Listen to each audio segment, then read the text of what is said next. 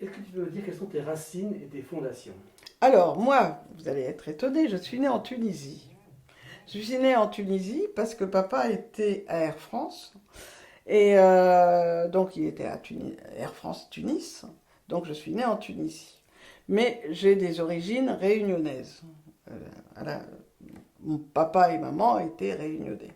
Et donc, j'ai des origines réunionnaises, mais je suis née en Tunisie. Voilà. Et j'y suis restée longtemps. Je crois que jusqu'à l'âge de 11 ans, 11 ans. Ensuite, je suis venue à Montpellier. J'étais pensionnaire au lycée de jeunes filles. À l'époque, ça s'appelait lycée de jeunes filles de Montpellier. Et voilà, voilà, voilà mes origines. Nous étions quatre enfants. Voilà.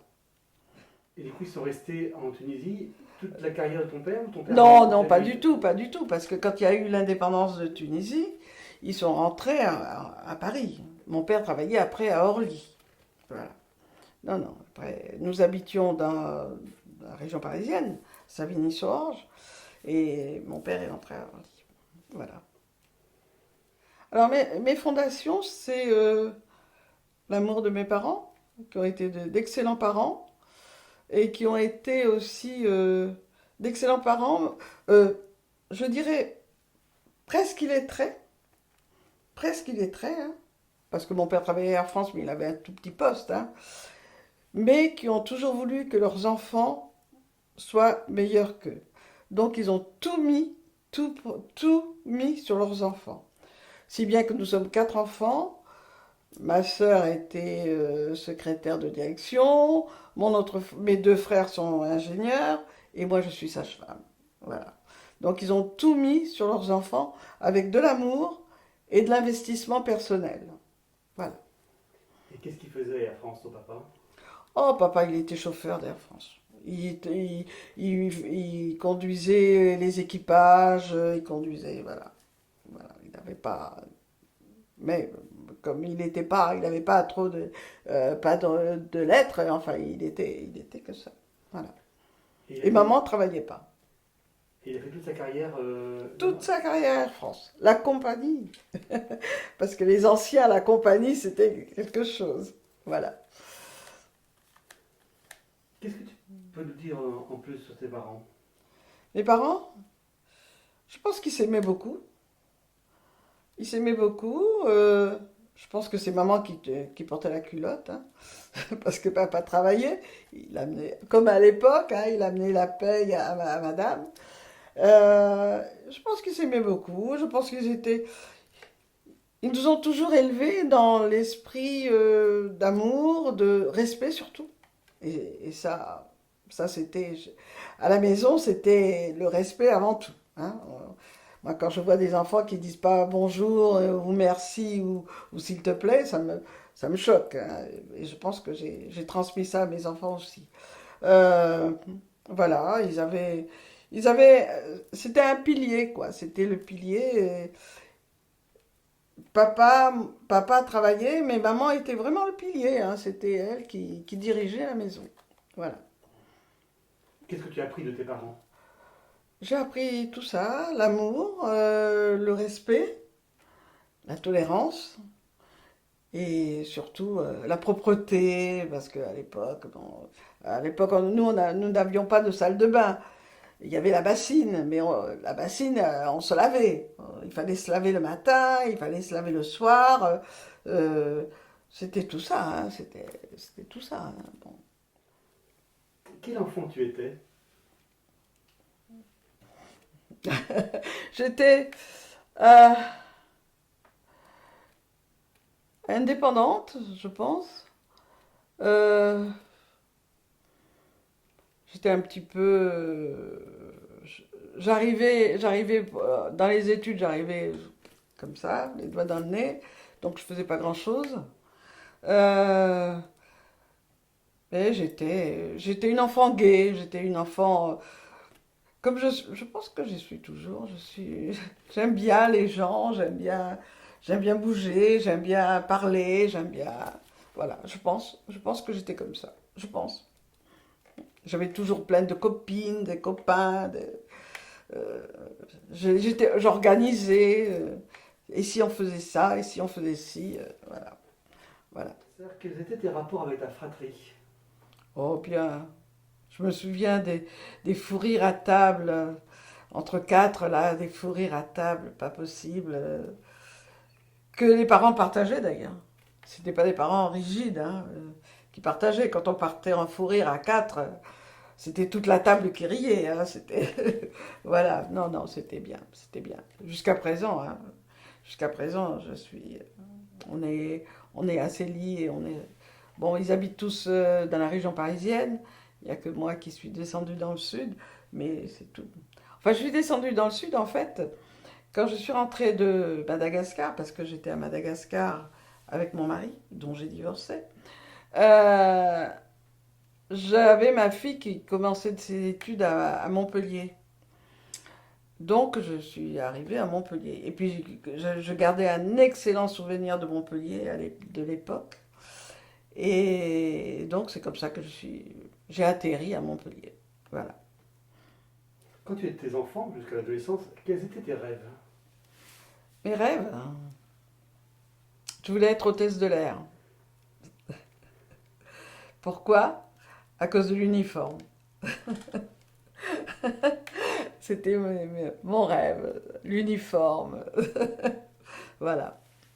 Et puis papa qui a amené tous les navigants, souvent qui venaient, il les amenait dans la voiture, et souvent qui descendaient, ah, bah, parce que je m'appelle Gonzalez de mon nom, et,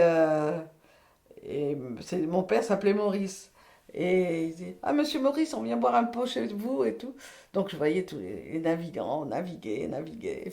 Si bien que je me suis mariée avec un navigant. J'ai fini par me marier avec un navigant. Voilà. Et ce rêve de laisse de l'air, pourquoi pas l'avoir développé Parce que je me suis aperçue très vite que c'était pas... Non. Parce que je me suis mariée avec un navigant.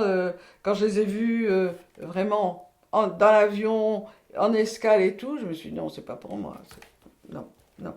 J'ai passé le concours que j'ai réussi pour entrer à Air France, mais après, non, j'ai pas...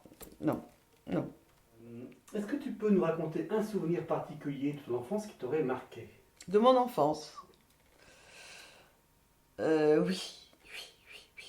Un souvenir qui m'a marqué beaucoup, j'y pensais encore hier soir, c'est quand il y a eu l'indépendance en Tunisie, que Bourguiba est arrivé. Nous habitions dans un quartier italien, dans une rue, disons une rue. C'était pas un quartier, c'était une rue où il y avait beaucoup d'Italiens. Et les Arabes arrivaient par la gare, qui était un peu plus loin. Et quand il y a eu l'indépendance, ils sont tous descendus en criant. Ah, ah, ah, ah, ils criaient, ils criaient. Et là, j'ai eu la peur de ma vie. Je dis, maman, on va mourir, maman, on va mourir, maman, on va mourir. J'ai eu la peur de ma vie. Je me souviens très bien me plonger sous le lit de mes parents en me disant, ça y est, on va mourir. Parce qu'en fait, euh, on n'avait pas trop de contact avec les Arabes dans la rue où nous étions. Moi, à l'école, j'avais pas trop de contact non plus avec les Arabes. Et voir la foule qui descendait comme ça et en criant, je sais pas, ça m'a... J'y pense encore. Tu avais quel âge à ce moment-là de ce paradis perdu? Eh ben, je pense, je devais avoir 10 ans à peu près. Je devais avoir 10 ans. Oui, je devais avoir 10 ans. Et là, vraiment, ça m'a fait très peur. Durant ta scolarité, quel élève tu étais? J'étais une élève, comme je vous ai dit, je travaillais pas beaucoup parce que j'avais des compétences, enfin des possibilités. Je travaillais pas beaucoup. Je travaillais pas beaucoup. Quand je me souviens, j'ai une anecdote, je me souviens là, j'étais très très jeune et il y avait l'après-midi, c'était l'après-midi à l'école, Et je crois que j'étais en CM1 ou CM2. Et je me souviens du nom de la maîtresse. Elle s'appelait Madame Henry. Et je sommeillais un petit peu sur la table. C'était en Tunisie. Je sommeillais un petit peu sur la table. Et elle faisait son cours de français. Et elle interroge la classe. Ça s'appelle comment c'était comment? C'était dans une pièce de théâtre. Elle nous parlait du théâtre. Ça s'appelle comment? Moi, et tout d'un coup, je m'énerve. Je dis euh, non, comment ça s'appelle comment? Et je lève. Coup de théâtre! Je dis, mais Marie, comment tu sais ça, toi? Comment tu sais ça, toi? Et je me souviens de ça, je me souviens bien de ce petit moment qui me fait dire que je suivais, mais légèrement, quoi. Voilà. Et quand j'ai passé mon diplôme de sage-femme, j'ai été reçue première de ma promotion. Et le directeur de l'école de sage-femme m'a dit, si ça avait été moi, je ne vous l'aurais pas donné. Alors j'ai dit, pourquoi? Il me dit, parce que vous avez toujours travaillé en dilettante. C'est vrai, c'est vrai. Parce que, un, j'avais déjà eu des enfants. Deux, comme je vous ai dit, j'étais patiente, je me tapais tous les accouchements entre midi et 2 heures.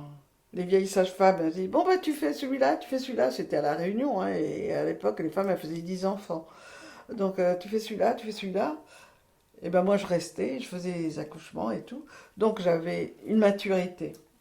Donc, quand j'ai passé le concours, pour moi, ça n'a pas été difficile.